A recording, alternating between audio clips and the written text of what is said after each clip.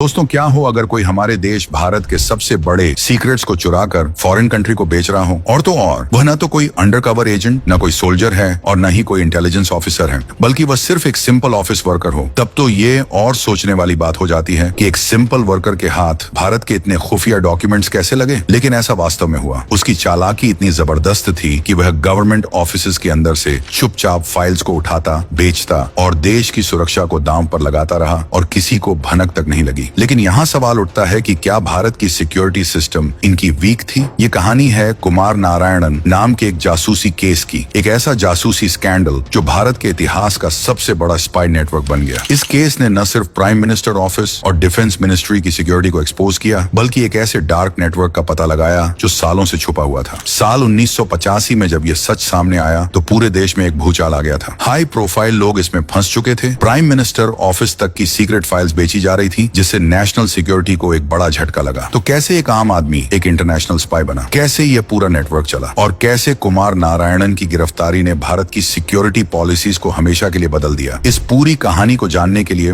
हमें समय में थोड़ा पीछे चलना होगा। साल 1984 जब भारत और श्रीलंका के बीच नई दिल्ली में एक बहुत ही जरूरी बैठक चल रही थी। इस बैठक में भारत की ओर से श्रीलंका को लेकर बनाई गई स्ट्रेटेजीज पर डिस्कशन हो रहा था। तभी अचानक श्रीलंकन डेलीगेशन के एक ऑफिसर ने इंडियन ऑफिशियल्स के सामने कुछ डॉक्यूमेंट्स रख दिए और कहा, आप कहते कुछ और हैं, लेकिन आपकी असली सोच तो ये है। और जब इंडियन ऑफिशियल्स की नजर उस डॉक्यूमेंट्स पर पड़ी तो वह देखकर दंग रह गए। उनका इस तरह शॉक होना जायज था, क्योंकि ये पेपर भारत की खुफिया एजेंसी रो यानी रिसर्च एंड एनालिसिस विंग की एक बेहद गोपनीय रिपोर्ट थी, जिसमें श्रीलंका को लेकर भारत की असली स्ट्रेटेजी लिखी हुई थी। लेकिन सवाल ये था कि इतना गोपनीय दस्तावेज श्रीलंका के अधिकारी के हाथ में आया कैसे? जब रो ने जांच शुरू की तो पता चला कि इस रिपोर्ट की केवल 3 कॉपी ही थी। एक रो चीफ के पास, दूसरी उनके डिप्टी के पास और तीसरी प्राइम मिनिस्टर ऑफिस को भेजी गई थी। रो के अधिकारियों ने साफ कहा कि उनके डिपार्टमेंट से कोई जानकारी लीक नहीं हुई। तो फिर अब सोचने वाली बात यह थी कि क्या ये डॉक्यूमेंट्स प्राइम मिनिस्टर ऑफिस से लीक हुए थे? इन्वेस्टिगेशन शुरू की गई और इंटेलिजेंस ब्यूरो को इस पूरे जासूसी नेटवर्क की भनक लग गई। मामला प्रधानमंत्री इंदिरा गांधी तक पहुंचा, लेकिन अक्टूबर 1984 में उनकी हत्या हो गई, जिसके बाद देश में दंगे भड़क उठे थे। फिर चुनाव हुए और तब तक मामला ठंडा पड़ चुका था। थोड़ा समय गुजरा, चीजें बदली और अब इंदिरा गांधी के बाद राजीव गांधी प्रधानमंत्री बन चुके थे। लेकिन कुछ ही महीनों बाद इस कांड का असली गुनहगार पकड़ा जाने वाला था, क्योंकि 1984 के दिसंबर में कनॉट प्लेस दिल्ली में स्थित एक फोटोस्टैट की दुकान से मामला खुलने लगा था। उस दुकान का मालिक था सुभाष शर्मा, जिसकी दोस्ती आईबी यानी इंटेलिजेंस ब्यूरो के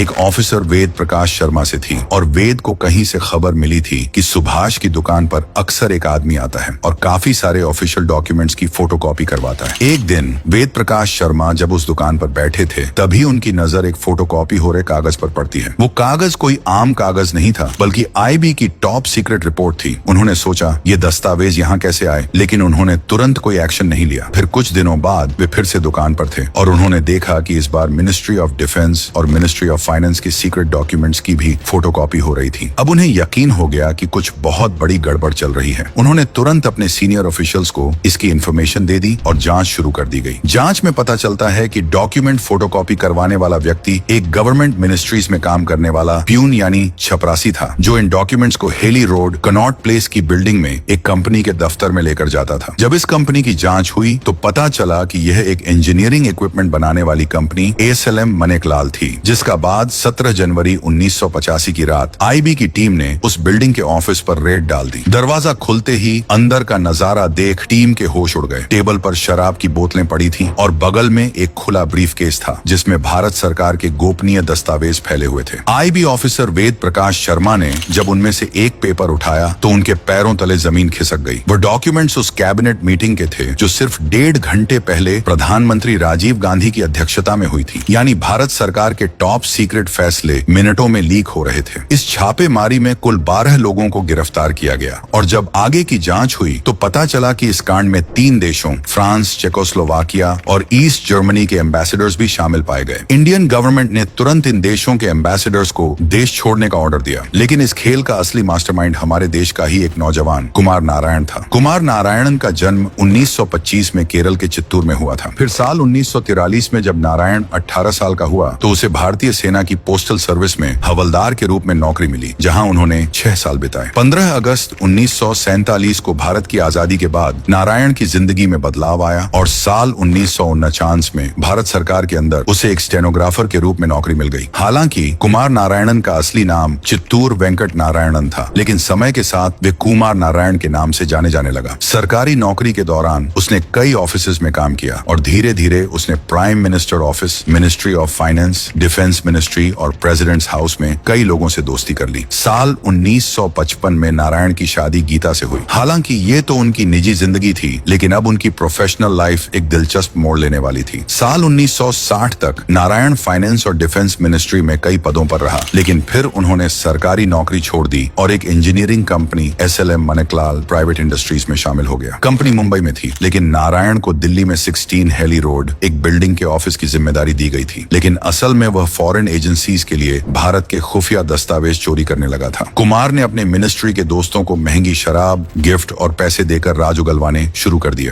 दरअसल दिल्ली में जहां पर नारायण का ऑफिस था, वहां से वह ऑफिस सरकारी दफ्तरों के काफी करीब था और इसका नतीजा ये हुआ कि नारायण का सरकारी दफ्तरों के एम्प्लॉइज के साथ वह उठने बैठने का सिलसिला चलने लगा। इन बैठकों में शराब का दौर भी चलता और धीरे धीरे चर्चा के दौरान कॉन्फिडेंशियल इंफॉर्मेशन भी बाहर आने लगी। धीरे धीरे गवर्नमेंट एम्प्लॉइज नारायण के ऑफिस में फाइलें और क्लासिफाइड डॉक्यूमेंट्स भी लाने लगे। बदले में नारायण उन्हें महंगी विदेशी शराब पिलाता, जो उस समय बहुत मुश्किल से मिलती थी। इन डॉक्यूमेंट्स को कुमार नारायण फोटोस्टैट करवाता और कुछ ही दिनों में यह जानकारी फॉरेन एजेंसीज तक पहुंचा देता। इन डॉक्यूमेंट्स में भारत के nuclear program, military satellite, government electronic systems, defence plan, defence aircraft procurement details, RAW and IB के सीक्रेट डॉक्यूमेंट शामिल होते थे। इतना ही नहीं, इनमें foreign policy of India, intrinsic safety, चीन और पाकिस्तान से जुड़े खुफिया कागजात भी इनमें शामिल थे। सबसे खतरनाक बात यह थी कि नारायण इंडियन मिलिट्री और डिप्लोमेटिक कम्युनिकेशन के लिए इस्तेमाल होने वाले इंक्रिप्शन कोड की कॉपीज भी फॉरेन एजेंसीज को दिया करता था। 16 अप्रैल 1985 को न्यूयॉर्क टाइम्स में छपी एक रिपोर्ट में कहा गया कि 9 भारतीय नागरिकों को जासूसी के आरोप में गिरफ्तार किया गया है। 5 महीने की लंबी जांच के बाद यह सामने आया कि उस स्कैंडल के तार इंडियन प्राइम मिनिस्टर्स ऑफिस तक जुड़े थे। रिपोर्ट्स में 6 फॉरेन डिप्लोमेट्स का नाम भी आया, जिनमें फ्रांस, ईस्ट जर्मनी और पोलैंड के अधिकारी शामिल थे। इन्हीं में से एक कर्नल एलन बोली थे, जिन्हें तुरंत भारत छोड़ने के लिए कहा गया। इस कांड के कारण उस समय के प्रधानमंत्री राजीव गांधी के प्रिंसिपल सेक्रेटरी PC अलेक्जेंडर को इस्तीफा देना पड़ा। यह घटना भारत की सिक्योरिटी सिस्टम और गवर्नमेंट मशीनरी में डीप डेंट का सिंबल बनी। इस कांड ने न केवल गवर्नमेंट मशीनरी की कमजोरियों को उजागर किया, बल्कि यह भी दिखाया कि कैसे एक व्यक्ति की एम्बिशन और चालाकी नेशनल सिक्योरिटी को खतरे में डाल सकती है। इस घटना के बाद सरकारी ऑफिसेज में सिक्योरिटी मेजर्स को और सख्त किया गया और सेंसिटिव इंफॉर्मेशन की सुरक्षा के लिए नए प्रोटोकॉल्स रखे गए। इस केस की कार्रवाई लगभग 17 सालों तक चली। लंबी लीगल बैटल और इन्वेस्टिगेशन के बाद जुलाई 2002 में दिल्ली की एक कोर्ट ने 13 लोगों को गिल्टी ठहराया। इनमें से कई प्राइम मिनिस्टर ऑफिस और मिनिस्ट्री ऑफ डिफेंस के कर्मचारी थे, जिन्होंने कॉन्फिडेंशियल डॉक्यूमेंट्स को चुराकर कुमार नारायण को सौंपे थे। लेकिन कुमार नारायण का मार्च 2000 में ट्रायल के दौरान नेचुरल कॉजेज से निधन हो गया, जिससे वे सजा से बच गए। इस केस में दोषी ठहराए गए बाकी लोगों को ऑफिशियल सीक्रेट्स एक्ट और IPC की धाराओं के तहत सजा सुनाई गई। इस कांड ने इंडियन जस्टिस सिस्टम की स्लो पेस और कॉम्प्लेक्सिटी को भी उजागर किया, जहां एक केस का सुलझाने में कई साल लग गए। इसके अलावा इस घटना ने गवर्नमेंट एम्प्लॉइज के बीच ट्रस्ट इश्यूज और करप्शन के मुद्दों पर सवाल खड़ा कर दिया और यह साबित कर दिया कि देश की सुरक्षा केवल बाहरी दुश्मनों से नहीं, बल्कि भीतर के गद्दारों से भी खतरे में पड़ सकती है। भारत ने इसके बाद अपनी सिक्योरिटी सिस्टम को और मजबूत किया, जिससे इस तरह की घटनाएं दोबारा न हो। लेकिन यह कहानी हमें याद दिलाती है कि देशद्रोह करने वालों का अंजाम कभी अच्छा नहीं होता। आपको यह कहानी कैसी लगी? कमेंट में बताइए। वीडियो को लाइक और शेयर करें और चैनल को सब्सक्राइब करना न भूलें। Thanks for watching.